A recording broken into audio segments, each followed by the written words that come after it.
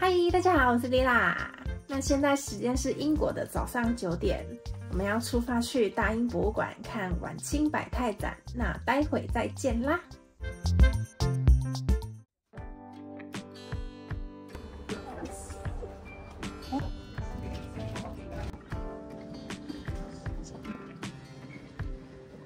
我有事先在网络上先预约时段，所以就可以走预约时段通道。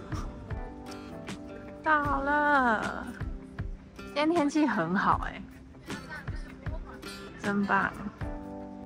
我已经进到大厅里面，然后一进来的右手边就是售票区，然后我就去买了特展的门票。那时间是12点之后都可以随便进场，那距离入场时间还有一段时间，那我们就可以在其他展厅随便逛逛。今天去的那个 China Sailing Century 是30展厅，现在只要去找30展厅就可以到达。这次的展览是由来自14个国家，有100多名学者展开为期4年研究的专案结果。一进展厅映入眼帘的是大清万年一统地理全图。这张地图上每个地方它没有按照比例显示，但是它们的大小却反映了它们对清朝政府的相对重要性。上面的画面就是一位满族的妇女，她在耳垂上呢会各戴3串的耳环，就是体现了他们民族的特色。现在看到的是京师全图。这个地图上橘色正方形就是皇宫的建筑区，那它周围是满人居住的区域，汉人是居住在南边的灰墙区域。展览的时间线是由1796年乾隆皇帝开始到1912年最后一位皇帝宣统溥仪退位结束。这件蓝色长袍上面有9条金龙，1条隐藏在内嵌的折下。蝴蝶在中国是象征长寿的意识，那这件衣服呢，就是慈禧的侍女德龄所拥有的。现在看看我有4万万村民，可以扫描画面中的 QR code 来听看看慈禧太后用满语、汉语还有英语说的话。现在看到的呢是鼻烟壶，它在1860年之前呢是地位比较高的人政府官员才会是主要的消费者，但1860年后就变得比较普遍。右边的这件黄色长袍很有可能就是光绪皇帝所穿的。这对高大的景泰蓝花瓶呢是外交礼物，送给乔治5世国王跟玛丽皇后，纪念他们在1911年6月的加冕典礼。景泰蓝主要在明清时期制作，那是用来装饰皇宫或是寺庙，也可以当做礼物互相赠送。慈禧不但很热衷参与制作自己的玉容像还有玉容照，还会将自己的画作送给来访的官员或是外交官。那上面这幅就是她亲手画的牡丹图。慈禧也是第一个任命女性为宫廷画师的人，那其中有几位是她的代笔画师，帮助她改进她的作品。现在看到的是有宫廷家具、晚清玻璃还有瓷器。那右下角的是一对蝙蝠的盒子，那蝙蝠象征着幸福，通常只会以图案出现。那像它做成盒子，有可能就是用来祝福别人结婚的礼物。慈禧常会邀请梨园的名角进宫演出，可以看到这件戏服它是圆领对襟，那肩部有3层，配有小立领云肩，腰际以下是有2层的彩色飘带组成。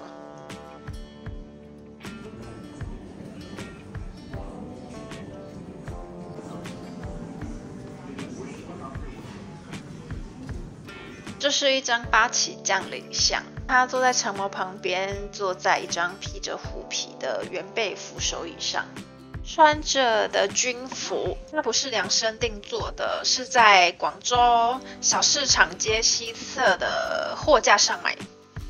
那这家商店位于旗帜驻军区，专门制作盔甲、军刀、剑、旗帜还有马鞍。这种服饰呢，通常不会卖给普通人。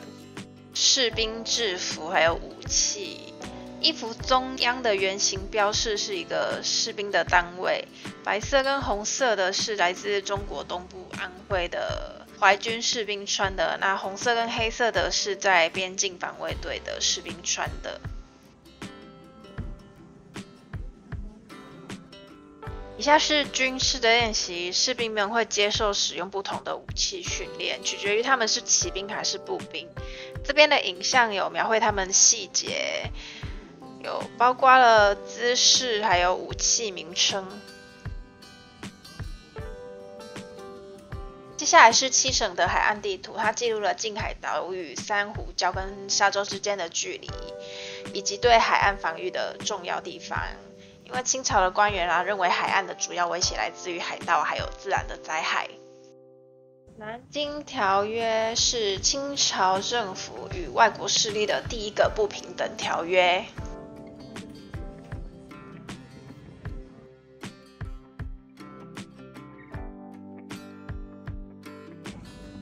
这是太平天国的太平圣经。这张蓝色的字是英国传教士 Jasper Atkins 所写的，那洪秀全用红色的墨水来更正。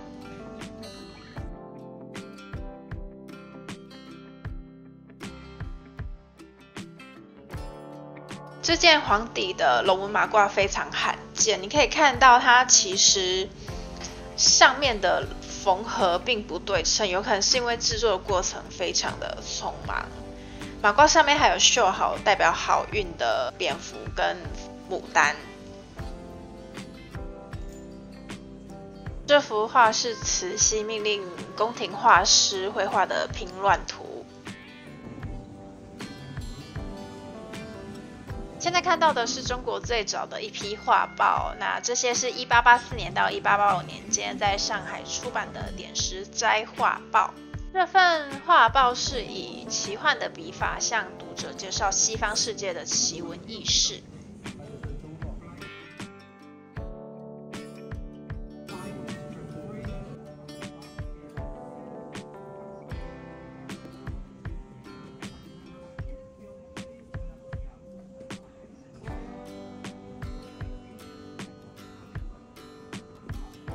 下方是一件古代青铜鼎的拓板。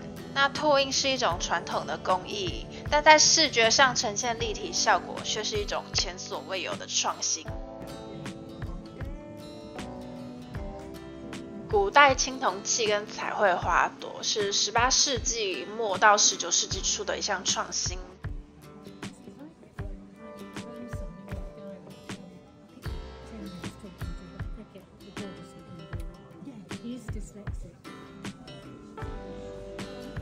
油画在16世纪末由传教士传入中国。这件蓑衣的修复是大英博物馆一个重大文物保护项目之一。那当时看起来像是一捆干燥的稻草，然后在修复的过程中，他们要很小心的保护它，还要反复的清洗、修复每一片叶子，然后再重塑它的形状。经过几个月的努力，才会变成现在这个样子。19世纪的中国日常都会穿这种棉质的上衣跟夏裤，但是这种日常的服装却很少被保留下来。不同的社会文化群体会有不同的服装风格。那满族的妇女穿的是长袍，汉族的妇女则喜欢上袄下裙的装扮。接下来是一系列的晚清女性风采。那在这个时期呢，服装时尚出现非常显著的变化，因为欧洲进口的化学染料带来了更加明亮的颜色。这些衣领尝试了不同的形状、分层方法，还有颜色和缝合的技术，那突出了清朝女性时尚的非凡创造力。刺绣在19世纪变得越来越商业化，从家庭工艺品到大型生产的车间，还有分销专业的商店。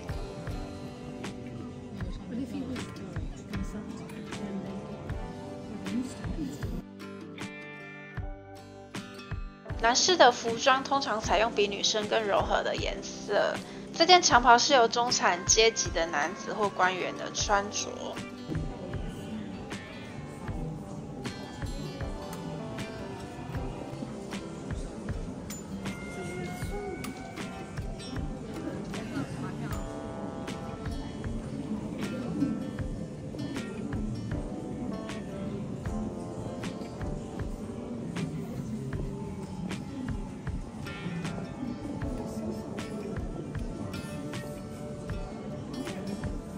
透过图画可以更了解当时的建筑风格，还有陪葬用的微型家具。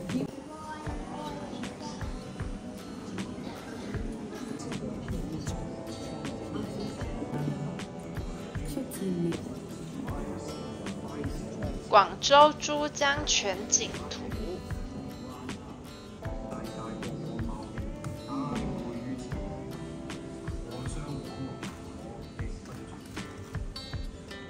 这是一个被受过中医培训的医生用软膏、植物粉、还有昆虫尸体以及文字符咒填满的行李箱。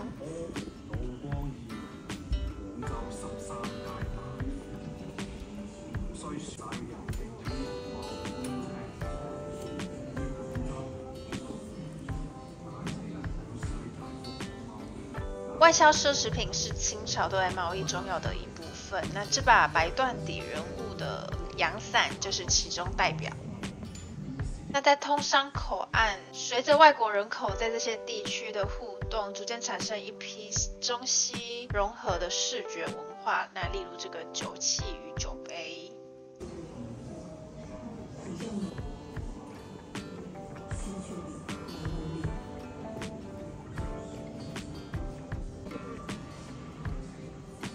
这面旗帜是1888年被清政府采用的旗帜，那它复制了外国的旗帜，而不是以前的三角形，变成了方形。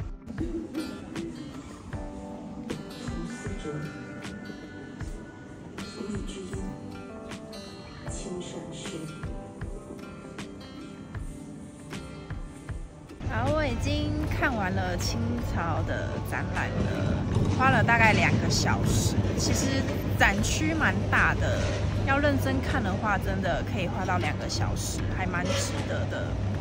希望大家会喜欢今天的影片。那要记得呢，晚清百态展呢，展期直到10月8号，有兴趣的朋友呢，记得把握机会。然后今天影片就到这边啦，喜欢的朋友记得帮我订阅、按赞、加分享，我们下次再见，拜拜。